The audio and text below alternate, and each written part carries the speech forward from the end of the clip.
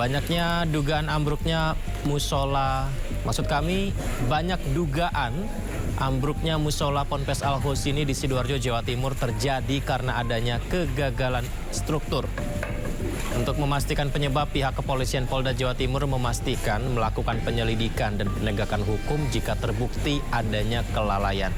Namun penyelidikan dan penegakan hukum akan berjalan setelah proses pembersihan material bangunan dan evakuasi seluruh korban selesai.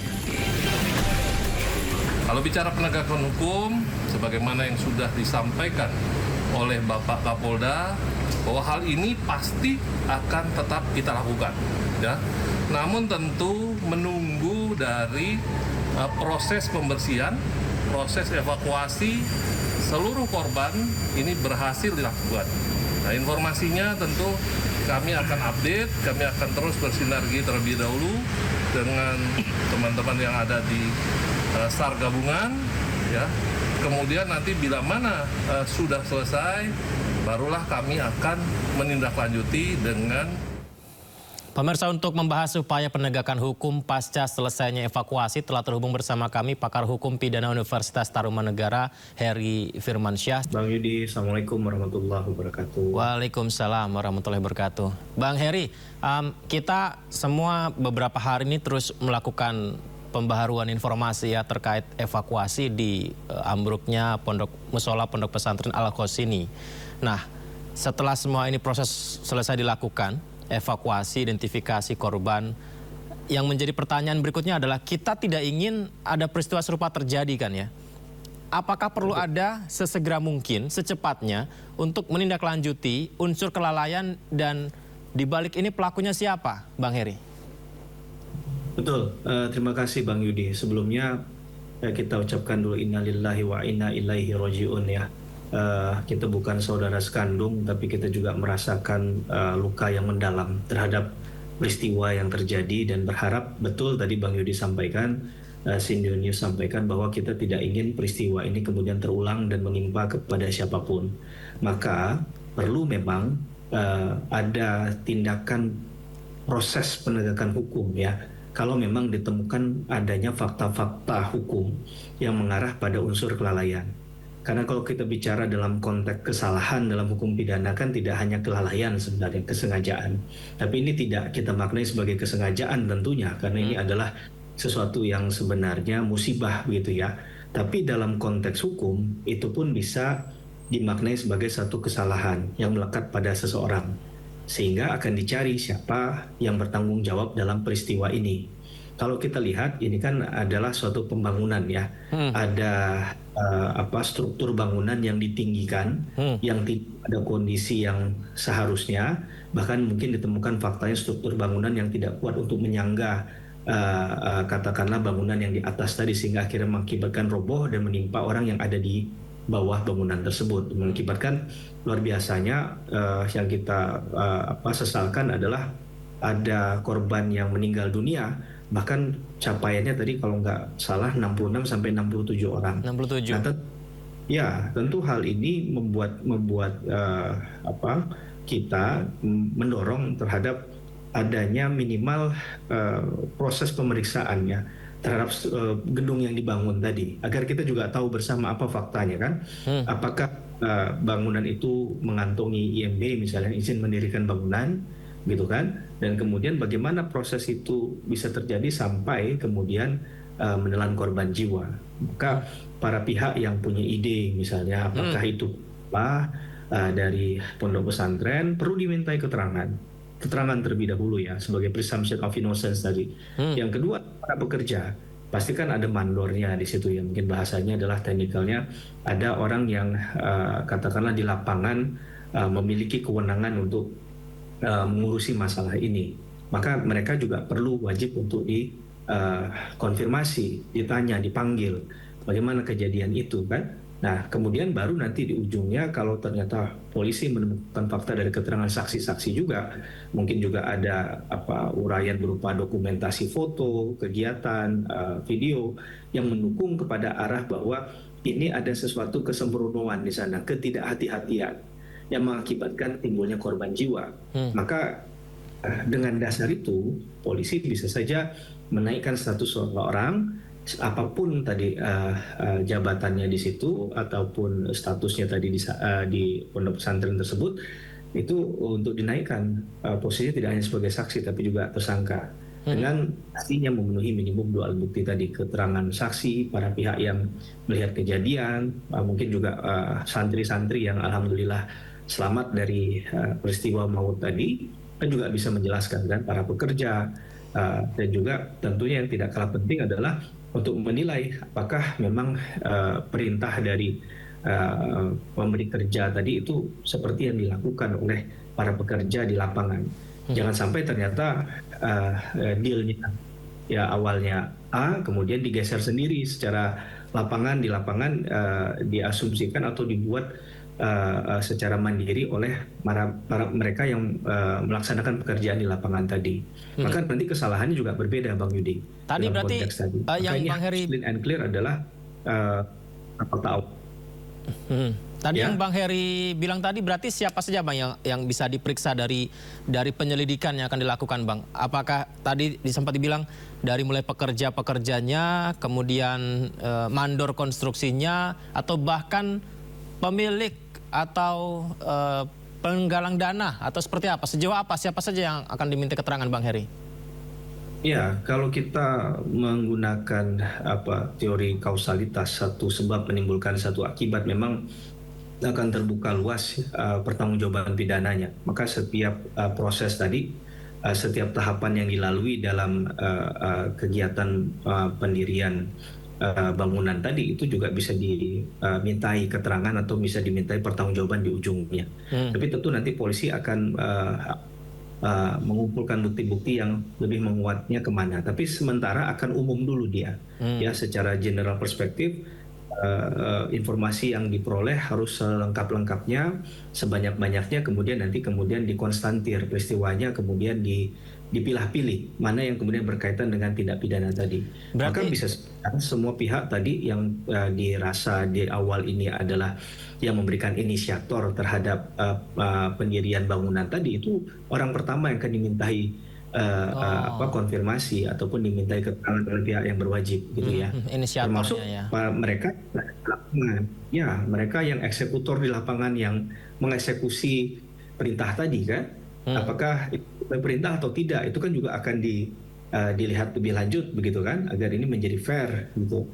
Nah, kalau memang ternyata dari awal dengan tidak memperhatikan aturan main yang ada, tidak mengantongi IMB, kemudian tidak memperhatikan sertifikat layak katakanlah huni ataupun fungsi begitu ya, sertifikat layak fungsi seperti yang diatur dalam Undang-Undang Bangunan dan Gedung, kemudian ada diatur juga oleh Undang-Undang Cipta Kerja, sehingga ini kemudian menimbulkan korban jiwa maupun cacat baik yang bisa permanen atau non permanen. Ini tentunya harus dimintai pertanggungjawaban, Bang Yudi. Nah, ini kemudian harus dilakukan oleh pihak kepolisian secara lengkap. Kalau saya nggak salah juga mengutip dari instruksi dari Pak Presiden ya, Pak Prabowo itu juga berharap ini kejadian yang terakhir kali dengan intahkan untuk bisa cek kembali nih, cek and recheck terhadap kegiatan-kegiatan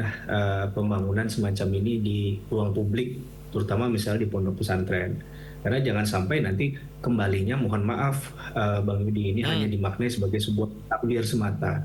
Karena kalau kita bicara pada konteks takdir, ini akan perdebatannya akan panjang nantinya. Tapi bahasa hukum ada tadi yang saya katakan, kesembronoan, ketidakhati-hatian, kekurang pemikiran lah yang maksimal di sana. Padahal kan tentunya kita sepakat ya bahwa untuk membangun sebuah gedung bertingkat itu kan harus memperhatikan pondasi struktur.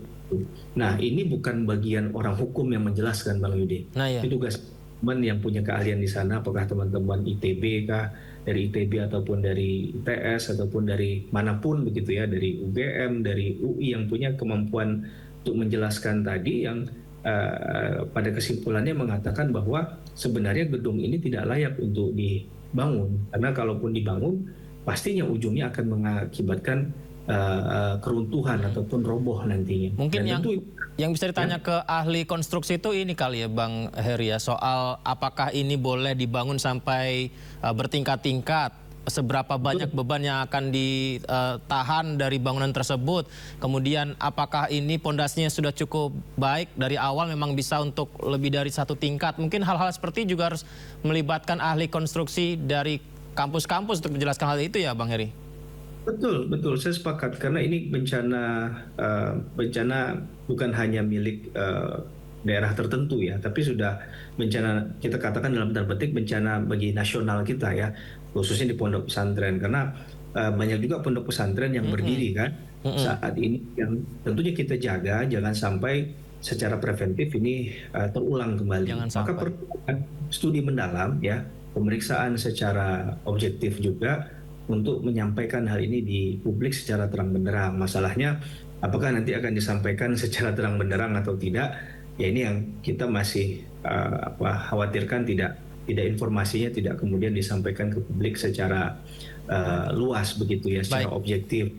Padahal yang diharapkan publik adalah agar informasi ini dapat diketahui oleh publik agar bisa menjadi sebuah pemahaman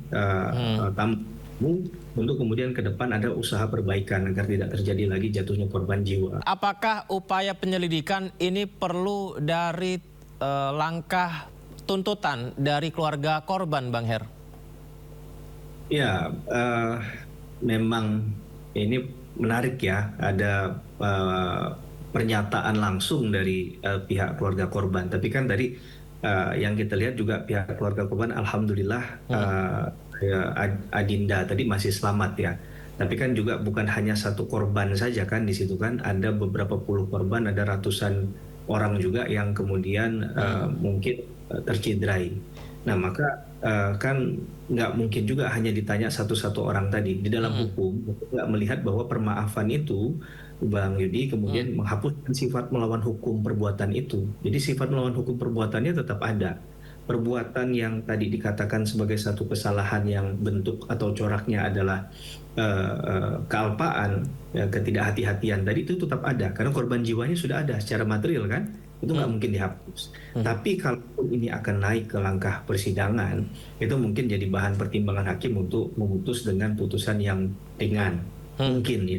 Tapi tentunya dalam tahapan untuk naik ke proses penyidikan, hal semacam ini bukan suatu hal yang menjadi dasar dalam proses penyidikan dilakukan. Karena bisa saja memang ada orang yang hatinya memang seluas samudera tadi ya, bisa memaafkan cepat, kemudian mengatakan bahwa ini adalah masalahnya takdir. Common seseorang yang tidak bisa kita ganggu gugat ya. Tapi itu dalam konteks praktik hukum tidak ada kaitannya langsung dengan dihentikannya perkara atau tidak. Karena perkara itu sesuai dengan ketentuan pasal 109 ayat 2 KUHP yang saya catat adalah misalnya buktinya nggak cukup dari minimum 2 bukti tadi. Perkara bukan perkara pidana atau kemudian tersangkanya meninggal dunia. Gitu ya. Jadi selesai berarti urusannya secara duniawi gitu ya. Tapi dalam konteks bahwa ini hanya bentuknya pengungkapan bahwa tidak akan menuntut, ya tidak menghapuskan proses ini karena ini bukan perkara data tadi, ini adalah perkara pidana yang bicaranya tentang objek materialnya seperti apa, fakta-fakta seperti apa. Baik. Jadi Bang Heri, yang akan digali begitu Bang Heri. Tadi kan kita bahas tentang potensi adanya dugaan bisa saja unsur pidana di sini begitu, sehingga ya melihat bagaimana struktur bangunan ini bisa tiba-tiba ambruk, tentu akan mencari siapa yang bertanggung jawab. Tapi di balik itu semua, selain ada keluarga yang salah satu keluarga korban yang memaafkan, peluang apa sehingga membuat bahwa peristiwa ini dianggap sebagai sebuah hal yang tidak masuk unsur pidana? Apakah ada faktor misalnya cuaca kah? Apakah faktor dari faktor apa yang membuat ini akhirnya terlepas dari unsur pidana, Mas Bang Heri? Menarik. Ini semakin menarik ini. Jadi dalam konteks tadi, sesuatu yang mungkin di luar dari kekuasaannya dia. Kalau ada bencana alam nasional sifatnya gempa bumi, itu kan nggak mungkin dipersalahkan Bang. Ketika orang lagi membangun sebuah bangunan, kemudian na'udzubillah min zalik sebenarnya ada gempa berkekuatan 7, skala Richter misalnya, kemudian mengguncang di tempat di mana bangunan itu berdiri dan akhirnya roboh, ya itu kan kalau bahasa kita ya qadarullah, berarti memang udah kehendaknya, udah takdir gitu kan. Takdir itu kan sesuatu yang sudah dilalui berarti kan. Nah ini dalam konteks yang dimaksud ini keadaannya masih normal Bang, ya. Cuacanya pun tidak ada hal yang sejauh ini yang saya pahami tidak mengganggu proses pembuatan tadi, dan harusnya dalam konteks pembuatan itu pun kalau ada melihat fenomena-fenomena keadaan alam yang berubah kan harusnya bisa dihentikan. Ini kan bukan perlombaan yang harus dituntaskan kayak membangun zaman dulu ada cerita membangun candi dalam satu malam atau dalam satu hari gitu kan. Saya rasa ini satu bentuk perlombaan. Maka ada nggak unsur yang dilakukan oleh para pihak yang entah itu bekerja, mereka yang memberi kerja tadi untuk pembangunan gedung ini yang ataupun musola tadi ya, yang mencoba untuk menghentikan misalnya, oh ini sepertinya salah, rangkanya nggak kuat. Nah, hal ini kan yang harusnya dilakukan sehingga secara mudah teman-teman yang punya keahlian di bidang konstruksi tadi yang Bang Yudi sampaikan itu kan akan ngecek ke lapangan kan, benar nggak besi-besi penyangganya itu ukurannya sesuai, ditempatkan di mana saja, sesuai titik atau tidak.